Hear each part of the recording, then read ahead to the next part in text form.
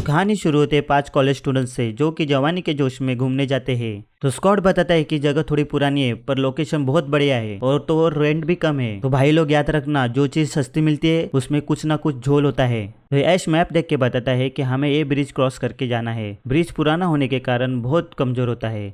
जब ये लोग ब्रिज क्रॉस कर रहे होते हैं तभी उनका गाड़ी का टायर ब्रिज के लकड़ी को तोड़कर फंस जाता है, पर ये लोग गाड़ी का टायर निकाल लेते हैं और वहां से निकल जाते हैं। तो ये लोग पहुंच जाते हैं जंगल में जहाँ पे उनका कॉटेज होता है। साला ये हॉरर मूवी में जंगल के बीच में ही क्यों घर होता है? घर का सामान लेने के लिए कितना दूर जाना पड़ेगा और तो और पेट्रोल कितना महंगा हो चुका है। तो कॉटेज की चाबियां डोर के ऊपर ही होती है। तो ये लोग जाते हैं कॉटेज में। तो कुछ समय के बाद शाम के लगभग 6 बजते हैं। तभी इनकी फ्रेंड शैली जो कि क्लॉक की ड्राइंग बना रही होती है, तभी अचानक से क्लॉक रुक जाती है। तभी घर के बाहर से कोई तो अजीब सी आवाज निकल रहा होता है, पर एक खिड़की से देखती है तो उधर कोई नहीं रहता। तभी ये अपने हाथ का कंट्रोल खोकर ना चाहकर भी कुछ इस तरीके से ड्राइंग बना लेती है। जब ये ड्राइंग देख रही होती है तभी बेसमेंट का दरवाजा हिलने लगता है। तो ये बताती है अपने फ्रेंड को, पर कोई इस पे ट्रस्ट नहीं करता। तो उस पे ज्यादा फोकस न करके ये लोग खाने को बैठते हैं। जब ये लोग खाने का मजा ले रहे होते हैं तभी तहखाने का दरवाजा जोर से खुल जाता है। तभी ये लोग खाना छोड़कर देखने जाते हैं। जैसे कि हर ग्रुप में कोई ना कोई ऐसा लड़का होता है जो कि लड़कियों के सामने बहुत पटेली करता है। तो इस ग्रुप का लड़का स्कॉट होता है। तो ये अंधेरे में अकेले चेक करने जाता है। तो कुछ टाइम होने के बाद सबको टेंशन आती है। तो ऐश देखने जाता है तो देखता है कि तहखाने में एक और दरवाजा है। तो ऐश एक बार फिर से स्कॉट का नाम पुकारता है पर सामने से कोई जवाब नहीं आता। तभी ऐश दरवाजा ओपन करने के लिए आगे बढ़ता है और दरवाजा ओपन कर देता है।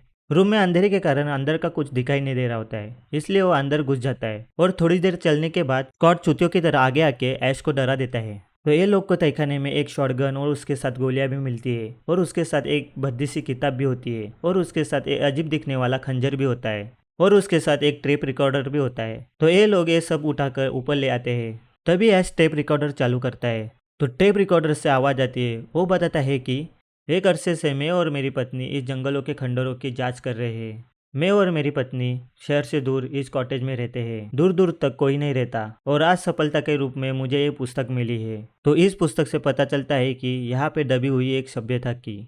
तो इस पुस्तक का नाम है हैवान जाग उठा। तो किताब का कवर और पेज मनुष्य के खाल से बनाए गए हैं और अक्षर उसके खून से लिखे गए हैं। तो किताब में लिखा गया है कि जब मनुष्य की इच्छा अधूरी रह जाती है तब मरने के बाद वो हैवान बन जाता है। तो अगर कोई हैवानों को जगाना चाहता है तो इस किताब में लिखे हुए मंत्रों से वो पूर्णिमा के रात में उनको जगा सकता है।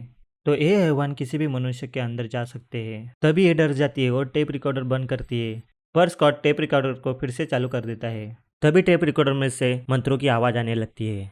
तो मंत्र सुन के शैली जोर से चिल्लाने लगती है और उसे बंद करने को बोलती है। तभी पेड़ की लकड़ी विंडो के ग्लास को तोड़ के अंदर आ जाती है। तो सब डर जाते हैं और शैली गुस्सा होकर अपने रूम में चली जाती है।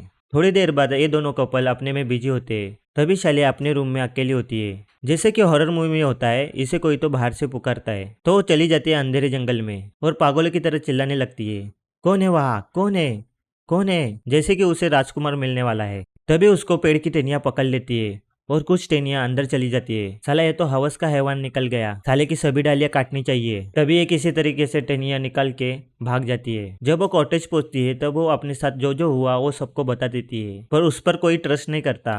तो ये बोलती है मुझे इस जगह नहीं रहना, मैं इस जगह से जाना चाहती हूँ। पर ये सब लोग बोलते हैं कि जैसे ही सुबह हो जाए हम निकल लेंगे।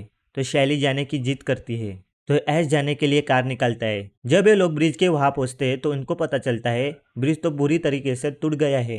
दूसरा कोई रास्ता ना होने के कारण ये लोग फिर से कॉटेज में चले आते हैं। तो ऐश फिर से रिकॉर्डर सुनता है तो उसमें बताया जाता है कि यहाँ का कोई तो हैवान मेरे पत्नी के अंदर घुस गया है। जैसे कि किताब में बताया जाता है कि तो एक बार हैवान मनुष्य के शरीर में घुस गया तो उस मनुष्य के टुकड़े करने से हैवानी शक्तियों का नाश हो जाता है।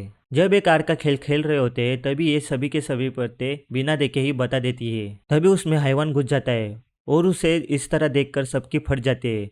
तो हैवान सबको बताता है कि मुझे तुम लोगों ने क्यों जगाया, अब मैं तुम लोग को नहीं छोड़ूंगा, और वो बेहोश होकर नीचे गिर जाती है। तभी ये लोग देखने जाते हैं तो हैवान चुपके से पेंसिल लेकर इसके पैर में घुसा देता है। तो ऐश हैवान को रोकता है और हैवान दूसरे हाथ से दोनों को उड़ा देता है। तो हैवान उठकर ऐश को मारने के लिए जा रहा होता है। तभी स्कॉट उठकर उसे रोकने की कोशिश करता है तो हैवान उसे फेंक देता है और फिर से ऐश की तरफ बढ़ता है। तभी स्कॉट उठकर उसे धक्का देता है और वो तहखाने में गिर जाता है और स्कॉट तहखाने का दरवाजा बंद करके लॉक कर देता है। तो ये सब देखकर सबकी फट जाती है। तो स्कॉट बताता है कि हमें यहाँ से निकलना चाहिए। तो हीरो बताता है कि सुबह होते ही हम निकल जाएंगे। ब्रिज टूटा होने के कारण और दूसरा रास्ता ना होने के कारण इन लोगों को पूरी रात रहना पड़ता है। तो ये थकने के कारण थोड़ी देर आराम करने जाते हैं। तो हेवन इसे अकेला देखकर इसके अंदर घुस जाता है। जब रूम से चिल्लाने की आवाज आती है तो स्कॉट देखने जाता है।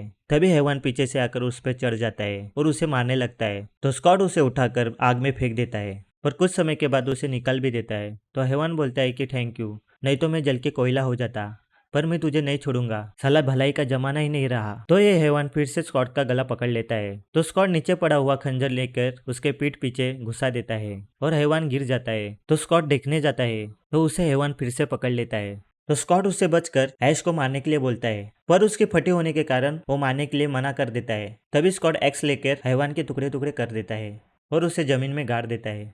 इतना सारा कुछ देखने की वजह से स्कॉट की फट जाती है और ये सब लोगों को छोड़कर निकल जाता है। तभी ऐश अपने हीरोइन को देखने जाता है और उसके जख्मी पैर को देखता है तो उसे दिखता है कि इसके अंदर भी हेवन घुस चुका है। तो वो डर कर कॉटेज के दरवाजे पे आ जाता है। तभी पीछे से स्कॉट जख्मी हालत में आ जाता है। तभी अपनी हीरोइन बाहर आकर बैठती है और पागली जैसा हरकत करने लगती है और ऐश स्कॉट को काउच पे बैठा देता है और पूछता है कि तुम्हें बाहर जाने का कोई रास्ता मिला है क्या। तो स्कॉट बताता है कि बाहर जाने का एक और रास्ता है, पर वहाँ सब हैवानी पेड़ है। तभी अपनी हीरोइन जोर जोर से चिल्लाने लगती है तो ऐश पागल होकर हीरोइन को मार डालने के लिए शॉटगन ले लेता है। तभी उसके शरीर में से हैवान निकल जाता है और अपनी हीरोइन नॉर्मल हो जाती है। तभी ऐश की नज़र तहखाने के दरवाजे पे पड़ती है और अंदर से आवाज आता है कि दरवाजा ओपन करो, मैं भी ठीक हो गई हूँ। तो ऐश को लगता है जैसे हीरोइन ठीक हो गई होगी वैसे ही ये भी ठीक हो गई होगी। जब ये ऐश दरवाजे के अंदर देखने जाता है तभी हैवान उससे पकड़ लेता है और बोलता है कि मुझे बाहर निकालो, पर ऐश उसके हाथ से छूट जाता है। जब वो पीछे देखता है तो हीरोइन फिर से हैवान बन चुकी होती है और गाना गाने लगती है।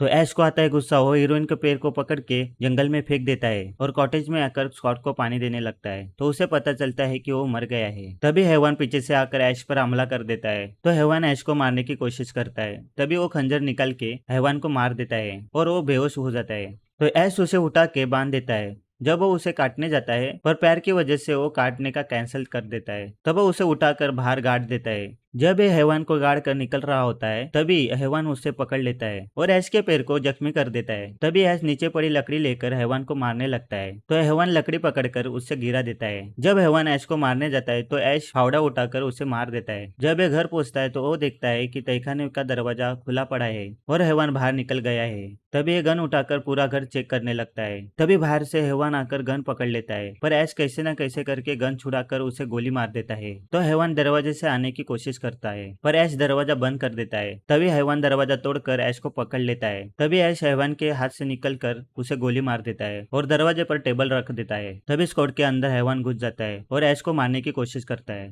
तो ऐश उसकी आंखें फोड़ देता है। तभी उसकी नजर तहखाने में मिली किताबें पढ़ती है और उसे वो जलाने की कोशिश करता है, पर ये हैवान उसे रोकने की कोशिश करता है। तो वो कैसे न कैसे करके वो किताब आग में डाल देता है। तभी दोनों हैवान सड़कर मर जाते हैं। जब ये कॉटेज के बाहर निकलता है तब तक सुबह हो जाती है। जब ये जा रहा होता है तभी हैवान पीछे से आकर उसे पकड़ लेता है। तो भाई लोग पसंद आए तो लाइक कर देना, जिसने सब्सक्राइब किया है उसे थैंक यू और जिसने नहीं किया आराम से कर देना।